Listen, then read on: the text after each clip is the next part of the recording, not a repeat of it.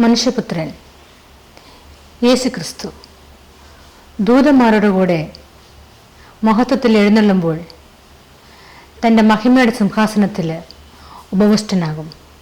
അപ്പോൾ ജനങ്ങളെല്ലാവരും അവൻ്റെ മുമ്പിൽ ഒരുമിച്ച് കൂടും. ഇടയൻ കോലാടികളിൽ നിന്ന് ചെമ്മരിയാടുകളെ വേർപിരിക്കുന്നത് പോലെ അവൻ എല്ലാവരെയും വേർപിരിക്കും. ചെമ്മരിയാടുകളെ വലത് സൈഡിലും കോലാടുകളെ ഇടത് സൈഡിലും നിർത്തും. എന്നിട്ട് വലത് സൈഡിലുള്ള ചെമ്മരിയാടുകളുടെ പറയും, പിതാവിനാൽ അനുഗ്രഹിക്കപ്പെട്ടവരെ വരുവിൻ, ലോകസ്ഥാപനം മുതൽ നിങ്ങൾക്ക് വേണ്ടി സജ്ജമാക്കിയിരിക്കുന്ന നിങ്ങളുടെ രാജ്യം അവകാശപ്പെടുത്തുവിൻ. എന്തെന്നാൽ എനിക്ക് ദാഹിച്ചു, നിങ്ങൾ എനിക്ക് കുടിക്കാൻ തന്നു. എനിക്ക് വിശന്നു, നിങ്ങൾ എനിക്ക് ഭക്ഷിക്കാൻ തന്നു. ഞാൻ പരദേശിയായിരുന്നു, നിങ്ങൾ എന്നെ സ്വീകരിച്ചു. ഞാൻ രോഗാവസ്ഥയിലായിരുന്നു, നിങ്ങൾ എന്നെ വന്ന് സന്ദർശിച്ചു. ഞാൻ കാരാഗ്രഹത്തിലായിരുന്നു, നിങ്ങൾ എന്നെ കാണാൻ വന്നു. അപ്പോൾ നീതിമാന്മാർ ഇങ്ങനെ ചോദിക്കും, കർത്താവേ, നീ എപ്പോഴാണ് ഞങ്ങളുടെ അടുത്ത് വന്നത്? നീ എപ്പോഴാണ് രോഗശൈലിയിലായത്? ഞങ്ങൾ നിന്നെ കാണാൻ വന്നില്ലല്ലോ. ഈ കാരാഗ്രഹത്തിലോ? എപ്പോഴാണ് ഞങ്ങളുടെ അടുത്ത് വന്ന് ഭക്ഷണം വാങ്ങിക്കാൻ വന്നേ? എപ്പോഴാണ് ഞങ്ങളുടെ അടുത്ത് വെള്ളം കുടിക്കാനായിട്ട് വന്നത്? ഇത് സത്യമോ? ഞങ്ങളിതൊന്നും ഓർക്കുന്നില്ലല്ലോ. അപ്പോൾ രാജാവ് പറയും, എൻ്റെ ഈ എളിയ സഹോദരന്മാരിൽ ഒരുവിന് നിങ്ങൾ ചെയ്തു കൊടുത്തത് അത് എനിക്ക് തന്നെയായിരുന്നു.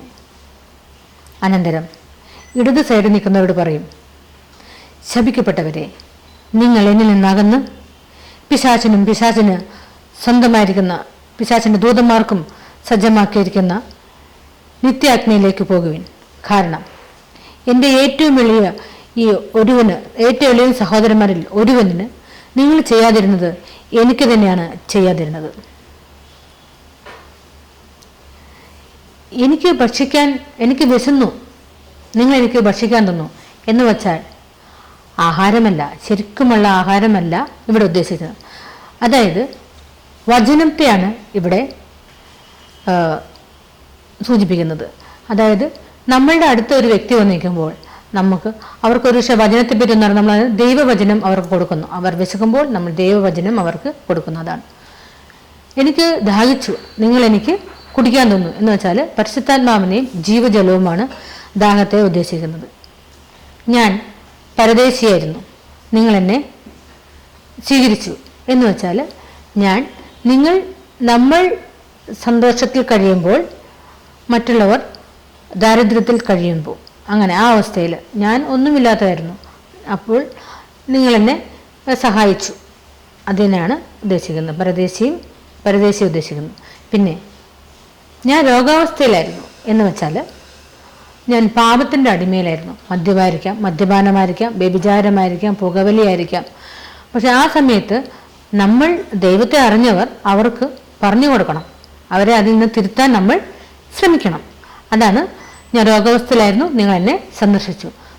ഞാൻ കാരാഗ്രഹത്തിലായിരുന്നു എന്ന് വെച്ചാൽ ഞാൻ പാപത്തിൻ്റെ അടിമയിലായിരുന്നു, അന്ധകാരത്തിൻ്റെ പാപത്തിൻ്റെ അടിമയിലായിരുന്നു. അപ്പോൾ ആ ഒരു സമയത്ത് നമ്മൾ അവനെ പോയി നമ്മൾ സന്ദർശിക്കണം. ഇതാണ്. ഇന്ന് ക്രൈസ്തവർ ഒരുപാട് മനുഷ്യ സേവനം ചെയ്യുന്നുണ്ട്. അതിൽ ഒത്തിരി പേര് അവരെ തെറ്റിദ്ധരിക്കുന്നുണ്ട്. അവരെ മതം മാറ്റാൻ വേണ്ടി അവരുടെ പുറകെ നടക്കുക. ഒരിക്കലുമല്ല. ഇന്ന് ദൈവത്തെ അറിഞ്ഞ ക്രിസ്ത്യാനികൾ, ദൈവത്തെ അറിഞ്ഞവരാണ് യഥാർത്ഥ ക്രിസ്ത്യാനികൾ. മാമോദീസ മുങ്ങിയതുകൊണ്ട് ഒരിക്കലും ഒരു ക്രിസ്ത്യാനി ആകുന്നില്ല, ഒരിക്കലും ആകത്തില്ല. പള്ളിയിലെ രജിസ്റ്റർ ബുക്കിൽ നിങ്ങളുടെ പേരുണ്ടെങ്കിലും ജീവന്റെ പുസ്തകത്തിൽ നിങ്ങളുടെ പേരുണ്ടാകണമെന്നില്ല. യഥാർത്ഥ ക്രിസ്ത്യാനി എന്ന് വെച്ചാൽ ആ വ്യക്തിക്ക് ത്യാഗം, സ്നേഹം, കരുണ, ക്ഷമ, ഇത് 4 അത്യാവശ്യമായിട്ട് ഉണ്ടായിരിക്കണം. അവനാണ് യഥാർത്ഥ ക്രിസ്ത്യാനി. ദൈവത്തെ അറിഞ്ഞവനാണ് യഥാർത്ഥ ക്രിസ്ത്യാനി. അപ്പോൾ ദൈവത്തെ അറിഞ്ഞു കഴിയുമ്പോൾ അവൻ ദൈവദാസി അല്ലെങ്കിൽ ദൈവദാസൻ ആകാൻ അവർ നോക്കും. ഒരിക്കലും മനുഷ്യപ്രീതി നേടാൻ വേണ്ടിയല്ല. അവർ മനുഷ്യരെന്ത് പറഞ്ഞോട്ടെ, അവർക്ക് പ്രശ്നമല്ല. എനിക്ക് പോലും ഞാനും മനുഷ്യപ്രീതിക്കോ നിങ്ങളുടെ ആരുടെയും പ്രീതിക്കോ ഒന്നുമല്ല. ഈ ലോകത്തിൽ നിന്ന് ഞാനും ഒരു സർട്ടിഫിക്കറ്റ് ആഗ്രഹിക്കുന്നേ ഇല്ല. ഇപ്പോൾ ദൈവത്തിൻ്റെ ഒരു വേലക്കാരിയായിട്ട് മാത്രമാണ് ഞാൻ ഇന്ന് പ്രവർത്തിക്കുന്നത്. ഞാൻ ദൈവത്തെ അറിഞ്ഞു. ഒരിക്കലും ഞാൻ ദൈവത്തെ അറിയാതെ പല സ്ഥലങ്ങളിലും ഓടി നടന്ന ഒരു വ്യക്തിയായിരുന്നു ഞാൻ. ഞാനൊരു റോമൻ കാത്തലിക് സ്ത്രീ ആയിരുന്നെങ്കിലും ഞാൻ സ്ട്രോങ് ഒരു ഡിവോട്ടി ആയിരുന്നു വേളാങ്കണ്ണി മാതാവിൻ്റെ, എപ്പോഴും കൊന്തയൊക്കെ. പക്ഷേ എനിക്ക് സമാധാനം കിട്ടിയിരുന്നില്ല. അത് കഴിഞ്ഞ് ഞാൻ ഹിന്ദുക്കളുടെ എല്ലാ അമ്പലങ്ങളിലും, ഞാൻ പോകാത്ത അമ്പലങ്ങളില്ലായിരുന്നു ഇന്ത്യയിൽ, എല്ലാ അമ്പലങ്ങളും പോയി. എനിക്കൊരു സമാധാനം കിട്ടിയില്ല. യഥാർത്ഥ ദൈവത്തെ എനിക്ക് കാണാൻ കഴിഞ്ഞില്ല. അത് കഴിഞ്ഞ് ഞാൻ മുസ്ലിങ്ങളുടെ പല പള്ളികളിലും പോയി. അവിടെയും എനിക്ക് പോയിട്ട് ഒരു സ്വസ്ഥതയും ഉണ്ടായില്ല, ഒരു സമാധാനവും ഉണ്ടായിരുന്നില്ല. ആരാണ് ദൈവം? യഥാർത്ഥ ദൈവം ആരാണ്? എന്താണ് ഈ നടക്കുന്നത്? ഇവിടെ എത്ര ദൈവങ്ങളെയാണ് പൂജിക്കുന്നത്? അതും ഇതും ഞാൻ ആകെ കൺഫ്യൂഷനായിരുന്നു. എന്നാൽ ലാസ്റ്റ് ഞാൻ യഥാർത്ഥ ദൈവത്തെ കണ്ടുമുട്ടി. ശരിക്കും ഞാൻ കൂട്ടും തെറ്റിപ്പോയ ഒരു ആടായിരുന്നു ഞാൻ.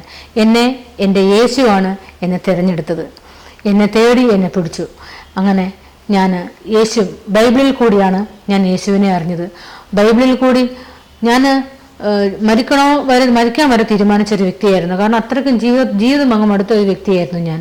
മരിക്കണോ, ആത്മഹത്യ ചെയ്യണം, ഞാൻ എന്തിനാണ് ജീവിക്കുന്നത്, അങ്ങനെയൊക്കെ ജീവിച്ചുകൊണ്ടിരുന്ന സമയത്താണ് എനിക്ക് ദൈവമക്കളുമായിട്ട് കൂട്ടുകൂടാനും അവരിൽ കൂടി ബൈബിൾ കൂടുതൽ വായിക്കാനും അവർ ഭവനത്തിൽ വന്ന് പ്രാർത്ഥിക്കുകയും ഒക്കെ ചെയ്തപ്പോൾ എനിക്ക് ബൈബിൾ വായിച്ചപ്പോഴാണ് എൻ്റെ യേശുവിനെ ഞാൻ അറിയാൻ കഴിഞ്ഞത്. യേശുവിൽ കൂടി നമുക്ക് ദൈവത്തെ കാണാൻ സാധിക്കും. യേശുവിൽ കൂടി നമുക്ക് ദൈവത്തിൻ്റെ മഹത്വം അറിയാൻ പറ്റും. യേശുവിൽ കൂടി നമുക്ക് ദൈവത്തിൻ്റെ സ്വഭാവ ഗുണങ്ങളെ അറിയാൻ പറ്റും. യേശുവാണ് നമ്മുടെ വഴിയും സത്യവും ജീവനും. എന്തെന്നാൽ യേശുവാണ് മുകളിൽ നിന്ന് വന്നത്. ഒരു ഭാര്യ ഭർത്താവ് ബന്ധമില്ലാതെ പരിശുദ്ധാത്മാവിനാൽ ജനിച്ചതാണ് നമ്മുടെ യേശു. സ്വർഗത്തിൽ നിന്ന് ദൈവപുത്രനാണ് യേശു. സ്വർഗത്തിൽ നിന്ന് ഭൂമിയിൽ വന്ന് വചനമാംസമായി ഈ ഭൂമിയിൽ ജീവിച്ച് മനുഷ്യനെ പോലെ രൂപം കൊണ്ട് നമ്മളുടെ ഇടയിൽ സാധാരണക്കാരനായി ജീവിച്ച് നമ്മൾക്ക് തെറ്റും ശരിയും എല്ലാം നമുക്ക് പറഞ്ഞു തന്ന്, കൽപ്പനകൾ പറഞ്ഞു തന്ന്, എന്തു ചെയ്തുകൂടാ എന്ത് ചെയ്യണം എന്നെല്ലാം പറഞ്ഞു തന്ന് ലാസ്റ്റ് ഒരു തെറ്റും ചെയ്യാതെ ക്രൂശിതനായി ക്രൂശിൽ മരിച്ച് അടക്കപ്പെട്ടിട്ട് 3-ാം ദിവസം ഉയർത്തെഴുന്നേറ്റത് ഈ ലോകത്തിൽ നമ്മുടെ യേശു മാത്രമേ ഉള്ളൂ. ഉയർത്തെഴുന്നേറ്റിട്ട് എല്ലാവരുടെയും മുമ്പിൽ വെച്ച് മുകളിലോട്ട് പോയതും യേശു മാത്രമേ ഉള്ളൂ. അന്ന് യേശു മുകളിലോട്ട് പോയപ്പോൾ 2 മാലാഖമാർ അവിടെ പ്രത്യക്ഷപ്പെട്ട് ഈ അപ്പസ്തോലന്മാരോട് എന്താ പറഞ്ഞതെന്നറിയോ? ഇതേ പോയതുപോലെ തന്നെ തിരിച്ചു വരും, യേശു തിരിച്ചു വരും എന്നാണ്. അപ്പം അതുകൊണ്ട് ഞാൻ ഇപ്പോൾ വിശ്വസിക്കുന്ന യേശുവിനാണ്. ഞാൻ എൻ്റെ യേശുവിനെ സ്വീകരിച്ചുവോ? യേശുവിൻ്റെ നാമത്തിൽ യോഹന്നാന്റെ സുവിശേഷം 14-ാം അധ്യായത്തിലുണ്ട്, യേശുവിൻ്റെ നാമത്തിൽ നമ്മൾ പിതാവിനോട് എന്തു ചോദിച്ചാലും അത് നൽകപ്പെടും. ആ പ്രാർത്ഥന കേൾക്കും. എന്തെന്ന് വെച്ചാൽ യേശുവിലെ നമുക്ക് വേണ്ടി കുരിശിൽ മരിച്ചത്. അപ്പം അതുകൊണ്ട് യേശുവിനാണ് സ്വർഗത്തിൻ്റെ താക്കോലെല്ലാം ദൈവം യേശുവിനെ ഏൽപ്പിച്ചിരിക്കുകയാണ്. അതുകൊണ്ട് യേശുവിൽ കൂടി മാത്രമേ നമുക്ക് പിതാവിൻ്റെ അടുത്ത് എത്താൻ സാധിക്കുകയുള്ളൂ. ഡയറക്റ്റ് ആയിട്ട് ആർക്കും പിതാവിൻ്റെ അടുത്ത് പ്രാർത്ഥിച്ചാലും യേശുവിനെ മഹത്വീകരിച്ചു വേണം നമ്മൾ ദൈവത്തോട് പ്രാർത്ഥിക്കാൻ. യേശുവിനെ മഹത്വീകരിക്കണം. നമ്മൾ യേശുവിനെ മറക്കരുത്. യേശു നമുക്ക് കൊണ്ട് ചെയ്തത് വളരെ വലിയ ത്യാഗമാണ് നമുക്ക് കൊണ്ട് ചെയ്തത്. യേശു കല്യാണം കഴിച്ചിട്ടില്ല. യേശു തനിയായിരുന്നു. യേശുവിന് കൂടെയുള്ളത് 12 അപ്പസ്തോല ശിഷ്യന്മാരായിരുന്നു യേശുവിന് കൂടെ ഉണ്ടായിരുന്നത്. അനേകം അടയാളങ്ങളും അത്ഭുതങ്ങളും മനുഷ്യരുടെ മുമ്പിൽ യേശുവാണ് ചെയ്തത്. കടലിൻ്റെ മീതെ നടന്നു, കുരുടന് കാഴ്ച കൊടുത്തു, അന്ധന് കാഴ്ച കൊടുത്തു, ഫിറ്റ്സ് ഉള്ള ആളെ സുഖപ്പെടുത്തി, കുഷ്ഠരോഗിയെ സുഖപ്പെടുത്തി, മരിച്ച ലാസറിനെ ഉയർപ്പിച്ചു. അങ്ങനെ ഒരുപാട് 2000 നമ്മൾ വിചാരിക്കും നമ്മുടെ കൂടെ ഒരു ചെകുത്താനും ഒരു മാലാഖയും ഉണ്ടെന്ന്. അത് തെറ്റാണ്. നമ്മളുടെ കൂടെയൊക്കെ 2000 പിശാചുകൾ നമ്മുടെ കൂടെ ഉണ്ടാവും.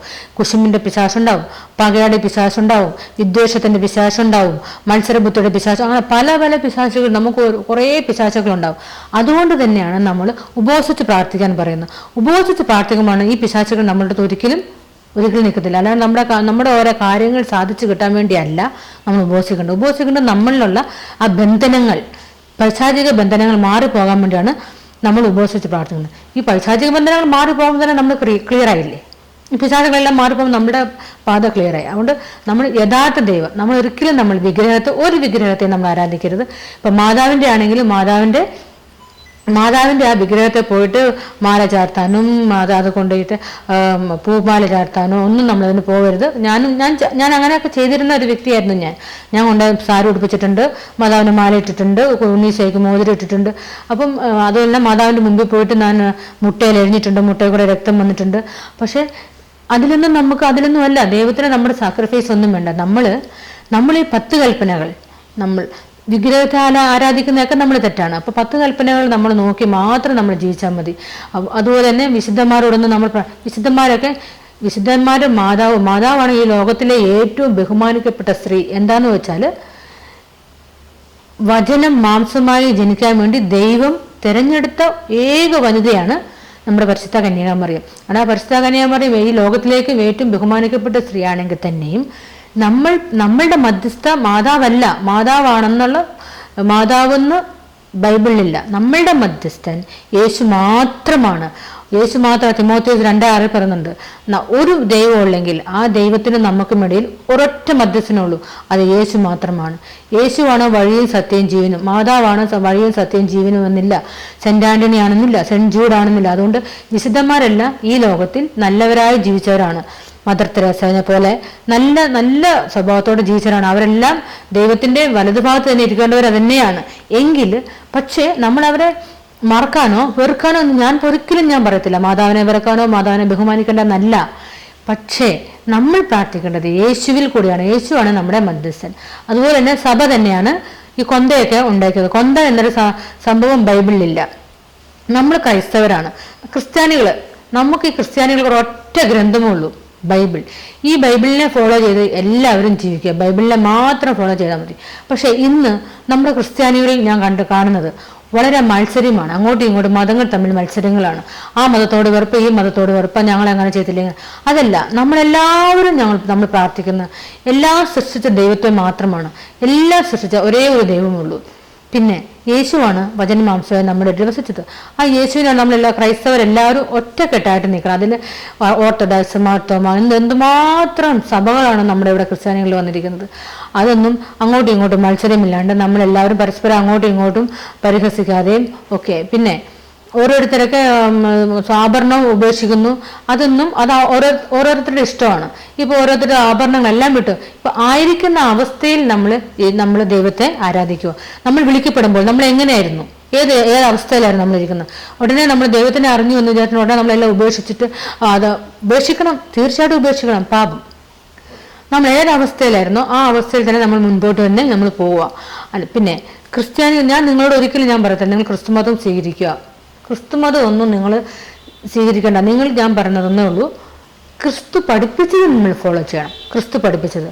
പിന്നെ നിങ്ങൾ ഇപ്പോൾ ബ്രാഹ്മൺസ് ആയിരിക്കാം, നായരായിരിക്കാം, എന്തിലായിക്കോട്ടെ, പക്ഷേ നമ്മൾ വിഗ്രഹത്തെ വണങ്ങരുത്. കാരണം നമ്മൾ ദൈവത്തിനെ അവഹേളിക്കലെന്ന് തുല്യം അത്. കാരണം ഇപ്പോൾ കരിങ്കല്ലിനെ കൊണ്ടുപോയി കിരീടം വെക്കുകയും കരിങ്കല്ലിന് നൈവേദ്യം ഒഴിക്കുകയും പാലൊഴിക്കുകയും ഒക്കെ അത് ദൈവത്തിനെ അവഹേളിക്കുന്നതിന് തുല്യമാണ്. ദൈവത്തിന്റെ ഛായയിലാണ് മനുഷ്യരെ സൃഷ്ടിച്ചാക്കുന്നത്. അപ്പോൾ നമ്മളെക്കാൾ എത്ര തേജസ്സായിരിക്കും ദൈവം, ഇല്ലേ? ദൈവത്തിന് വെച്ചാൽ സൂര്യനെയും ചന്ദ്രനെയും നക്ഷത്രങ്ങളെയും കാണുന്ന ആ ദിവ്യ തേജസ്സിലെ ആ തേജസ്സാണ് ദൈവം. വിളക്കി കാണുന്ന ആ ഒരു പ്രകാശത്തിലെ ചൈതന്യമാണ് ദൈവം. അവിടെ നമ്മൾ ദൈവത്തിനെ കാണാൻ നമ്മൾ ശ്രമിക്കുക. അല്ലാണ്ട് നമ്മൾ ഒരു വിഗ്രഹത്തെ നമ്മൾ വണങ്ങാതിരിക്കുക. എന്നിട്ട് നമ്മൾ ഈ 10 കാര്യങ്ങൾ മോഷ്ടിക്കരുത്, അന്യൻ്റെ വസ്തുക്കൾ മോഹിക്കരുത്, അന്യൻ്റെ ഭാര്യയെ മോഹിക്കരുത്, കൊല്ലരുത്, കള്ളസാക്ഷി പറയരുത്, മാതാപിതാക്കളെ ബഹുമാനിക്കുക. ഈ കാര്യങ്ങൾ നമ്മൾ ഈ 10 കൽപ്പനകൾ മാത്രം നമ്മൾ നോക്കി നമ്മൾ മുൻപോട്ട് പോകും. ഇപ്പോൾ ക്രിസ്തുമതം സ്വീകരിക്കണം ചാലേ ദൈവം നിങ്ങളെ സ്വീകരിക്കുള്ളൂ അങ്ങനെ ഒരിക്കലുമില്ല. ക്രിസ്തുവിനെ അനുകരിക്കുന്നതാണ് ക്രിസ്തുമതം എന്ന് പറഞ്ഞാൽ മതം മാറണമെന്ന് ഞാൻ ഒരിക്കലും അതിനെപ്പറ്റി പറയാൻ ഞാൻ താല്പര്യപ്പെടുന്നത്. നിങ്ങളായിരിക്കുന്ന അവസ്ഥ, നിങ്ങൾ മറ്റുള്ളവരെ ആരും ഹേർട്ട് ചെയ്യാതെ നിങ്ങളുടെ ഫാമിലിയെ, നിങ്ങൾ അപ്പനെ അമ്മയെ സ്നേഹിച്ച് നിങ്ങളുടെ കുട്ടികളുടെ കാര്യങ്ങൾ നോക്കി നിങ്ങളുടെ ഒരേ ഒരു ഭാര്യ, ഒരേ ഒരു ജീവിത പങ്കാളിയെ സ്നേഹിച്ച് നിങ്ങൾ മുമ്പോട്ട് പോവുക. നിങ്ങൾ ജീവന്റെ പുസ്തകത്തിൽ നിങ്ങളുടെ പേരുണ്ടായിരിക്കും. അതെ, ക്രിസ്ത്യാനികൾ മാത്രമേ ദൈവം ഇന്ന് 200-300 കോടിയോളം ക്രിസ്ത്യാനികൾ ഇന്ന് നമ്മുടെ ലോകത്തിലുണ്ട്. പക്ഷെ യേശു രണ്ടാമത് വരുമ്പോൾ കാണാൻ പോകുന്നത് 200-300 കോടിയോളം പാപികളെയാണ് കാണാൻ പോകുന്നത്. അതുകൊണ്ട് ഒരിക്കലും ക്രിസ്ത്യാനികൾ മാത്രമാണ് ജീവന്റെ പുസ്തകത്തിൽ എന്ന് പറയാൻ പറ്റത്തില്ല. നമ്മൾ ഈ ലോകത്തിൽ കരുണയും സ്നേഹവും ത്യാഗവും ഉള്ളവർ, ക്ഷമയും ഉള്ളവർ മാത്രമാണ് ജീവന്റെ പുസ്തകത്തിലുള്ളവർ. എന്തൊക്കെയാണ്? കരുണ, സ്നേഹം, ത്യാഗം, ക്ഷമ. ഈ 4 ഉള്ളവർ മാത്രമേ ജീവന്റെ പുസ്തകത്തിൽ പേരുണ്ടാകത്തുള്ളൂ.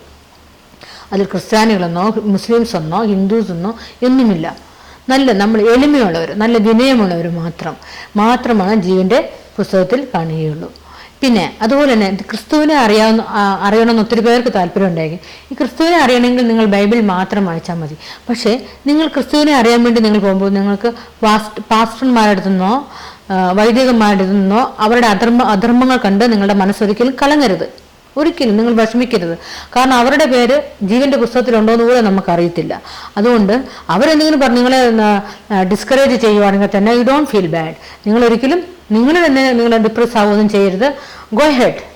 ഇനിയും ബൈബിൾ വായിക്കുക. ബൈബിൾ തന്നെ എത്രയോ നല്ല നല്ല നല്ല ദൈവത്തെ അറിഞ്ഞ നല്ല ആൾക്കാരും ഉണ്ട്.